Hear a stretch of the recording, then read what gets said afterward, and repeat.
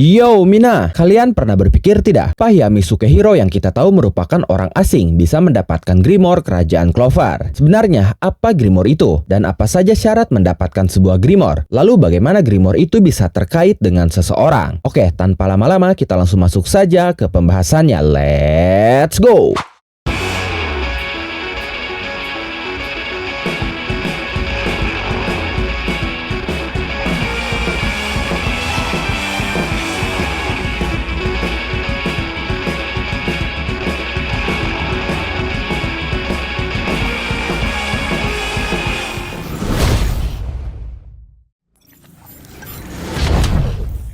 Sebelum membahas pertanyaan tadi, kita harus tahu apa sih Grimoire itu. Sebuah Grimoire atau Gurimoaru merupakan buku khusus yang memungkinkan penggunanya untuk mengeluarkan mantra sihir tertentu yang jauh melampaui kemampuan sihir alami dari seseorang. Grimoire adalah salah satu sumber kekuatan utama bagi para kesatria sihir dan juga penyihir lainnya di benua kerajaan seperti Kerajaan Clover, Kerajaan Diamond, Kerajaan Heart, dan juga Kerajaan Spade. Grimoire ini terbuat dari mana yang memungkinkannya untuk memilih seseorang yang memiliki atribut sihir yang sesuai dengan mana dari Grimoire itu sendiri. Seseorang yang sudah terpilih oleh Grimoire itu bisa menggunakan sihir yang lebih kompleks lagi. Ketika mereka belum mendapatkan Grimoire, mereka hanya bisa sebatas mengeluarkan elemen yang sesuai dengan atribut sihirnya saja, seperti menembakkan elemen air. Tapi ketika sudah mendapatkan Grimoire, mereka bisa menciptakan sebuah mantra yang rumit dan lebih kompleks lagi, seperti mantra sihir Raungan Naga Laut milik Noel, yang bisa dikatakan versi rumit dan kompleks dari tembakan elemen air biasa. Oh ya, sebagian besar halaman Grimoire seseorang itu awalnya kosong, tapi seiring pemilik Grimoire itu tumbuh dan berkembang sebagai seorang pribadi masing-masing, Grimoire-nya pun tumbuh dan berkembang bersama mereka dengan menuliskan mantra sihir baru di dalam lembaran halaman kosong Grimoire-nya. Biasanya mantra baru yang muncul dan ditulis dalam Grimoire itu sesuai dengan situasi yang menghasilkan perkembangan pribadi pada si pemilik. Misalnya, Gauch Adley mendapatkan mantra baru yang memungkinkannya untuk menduplikat orang lain karena saat itu dia baru belajar untuk mempercayai seseorang setelah bertahun-tahun hanya memiliki keyakinan pada dirinya sendiri. Grimoire sendiri memiliki berbagai macam ukuran dan tebal halaman. Ada Grimoire yang ukurannya kecil tapi tebal, ada juga yang ukurannya besar tapi tipis, dan bahkan ada Grimoire yang hanya memiliki satu halaman di dalamnya, seperti Grimoire milik Rades Spirito. Grimoire Rades merupakan kasus yang cukup menarik, karena dengan hanya ada satu halaman saja di dalamnya, maka artinya dia hanya bisa menggunakan satu mantra sihir saja. Selain itu, Grimoire pun memiliki desain yang unik di sampulnya, yang biasanya mencerminkan karakter atau atribut sihir yang seseorang miliki. Dan ada juga simbol masing-masing kerajaan, seperti Kerajaan Clover, Diamond, Heart, dan juga Spade yang tercantum dalam sampul Grimoire seseorang. Dalam Grimoire Kerajaan Clover sendiri memiliki 3 jenis simbol yang berbeda yang dikategorikan berdasarkan tingkat kelangkaannya. Grimoire dengan simbol Clover atau semanggi berdaun 3 merupakan Grimoire yang paling umum dan dimiliki banyak penduduk Kerajaan Clover. Lalu Grimoire dengan simbol Clover atau semanggi berdaun 4 merupakan Grimoire yang cukup langka. Dikatakan juga bahwa Grimoire semanggi berdaun 4 ini membawa keberuntungan dan hanya diterima oleh penyihir-penyihir yang benar-benar luar biasa. Terhitung hanya beberapa orang yang memilikinya, seperti Lich, Patri, Lumiere, dan juga Yuno. Terakhir, Grimoire Clover atau semanggi berdaun 5 yang merupakan Grimoire paling langka karena berkaitan dengan iblis. Grimoire ini tidak semua orang bisa menggunakannya karena hanya bisa digunakan oleh iblis kecuali Asta. Sebuah Grimoire ketika digunakan akan melayang di depan atau di samping pemiliknya dan akan selalu mengikuti pemiliknya kemanapun mereka bergerak. Lalu saat pemilik Grimoire itu akan mengaktifkan mantra sihirnya, halaman-halaman dalam Grimoire-nya berputar sendiri hingga beralih ke halaman yang berisi mantra yang ingin dia gunakan. Tapi Grimoire tidak akan lagi merespon pemiliknya jika diambil atau dipisahkan dari pemiliknya dalam jarak yang cukup jauh. Dan ketika tidak digunakan, Grimoire biasanya dibawa pemiliknya dalam tas khusus yang diikatkan ke ikat pinggang atau diikatkan ke dada bahkan kaki mereka. Hal unik dari Grimoire adalah mereka terhubung langsung dengan jiwa pemiliknya. Seseorang tidak akan pernah bisa menggunakan Grimoire milik orang lain, dan mereka normalnya tidak akan pernah bisa memiliki lebih dari satu Grimoire, kecuali dalam kasus tertentu, seperti Yuno yang memiliki 2 Grimoire karena memiliki 2 jiwa dalam tubuhnya. Grimoire pun akan hancur ketika pemiliknya mati, kecuali untuk Grimoire Clover berdaun 5 yang akan tetap ada walaupun pemiliknya mati. Karena Grimoire Clover berdaun 5 yang saat ini dimiliki Asta, dulunya milik Lich yang Zagreus ubah menjadi Grimoire berdaun 5. Lalu seperti apa sebenarnya syarat untuk mendapatkan sebuah Grimoire? Syarat utamanya adalah seseorang harus berusia 15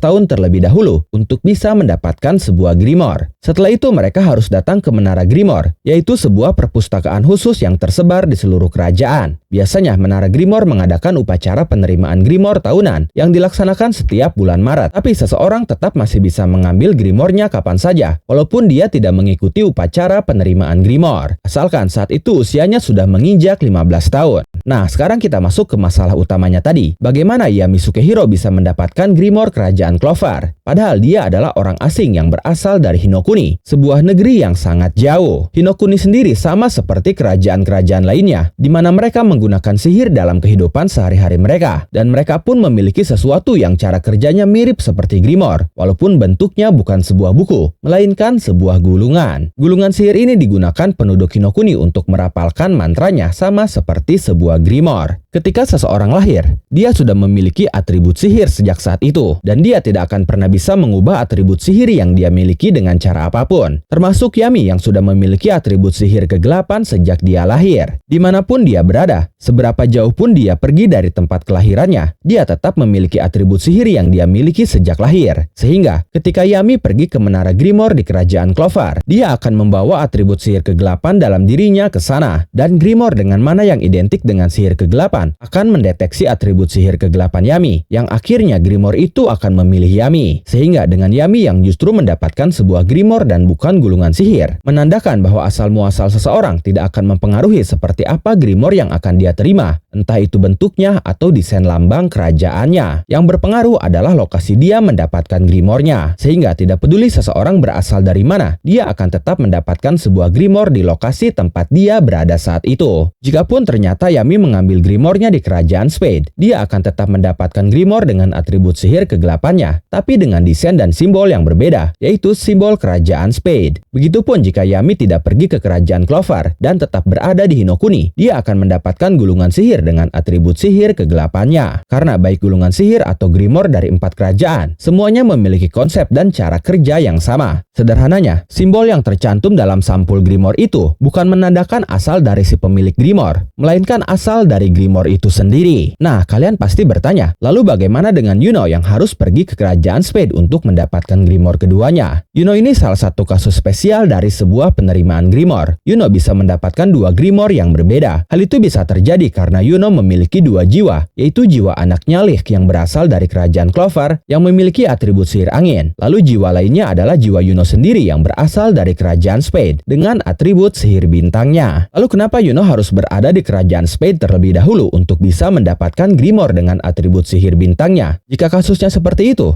berarti Grimoire memang berkaitan dengan asal-muasal dari seseorang, dan itu bisa membantah penjelasan sebelumnya. Menurut saya tidak, karena Yuno mengaktifkan dan menguasai sihir anginnya terlebih dahulu sejak kecil. Jadi dia bisa mengambil Grimoire dengan atribut sihir anginnya terlebih dahulu dibandingkan dengan Grimoire dengan atribut sihir bintangnya. Sedangkan untuk sihir bintangnya sendiri baru aktif saat pertarungan Yuno melawan Zenon, yang kebetulan lokasi pertarungannya berada di perpustakaan Grimoire Kerajaan Spade. Jadi saat atribut sihir bintangnya aktif, Grimoire yang ada di perpustakaan itu langsung mendeteksi jiwa Yuno yang memiliki atribut sihir bintang, yang memang belum memiliki sebuah Grimoire. Jadi sekali lagi intinya, simbol kerajaan atau identitas Grimoire tidak dipengaruhi oleh asal seseorang itu dari mana, karena simbol kerajaan tertentu itu justru sebagai identitas dari asal Grimoire itu. Kalian harus ingat peribahasa, di mana bumi dipijak, di situ langit dijunjung. Jadi karena Yami pergi ke Menara Grimoire Kerajaan Clover, maka dia pun harus menerima Grimoire Kerajaan Clover. Bagaimana menurut kalian? Silahkan tulis dan diskusikan pendapat, asumsi, teori, dan spekulasi kalian di kolom komentar. Dan ayo kita diskusikan bersama teori-teori menarik lainnya. Jangan lupa like, share, dan subscribe untuk konten Black Clover yang lebih menarik lagi. Terima kasih sudah menonton video ini sampai akhir. Mohon maaf jika ada kesalahan dalam narasi maupun dalam terjemahan dan penyebutan istilah asing. Tetap nantikan konten Black Clover dan konten menarik lainnya hanya di Animangati. Kali lagi terima kasih dan sampai jumpa di video selanjutnya.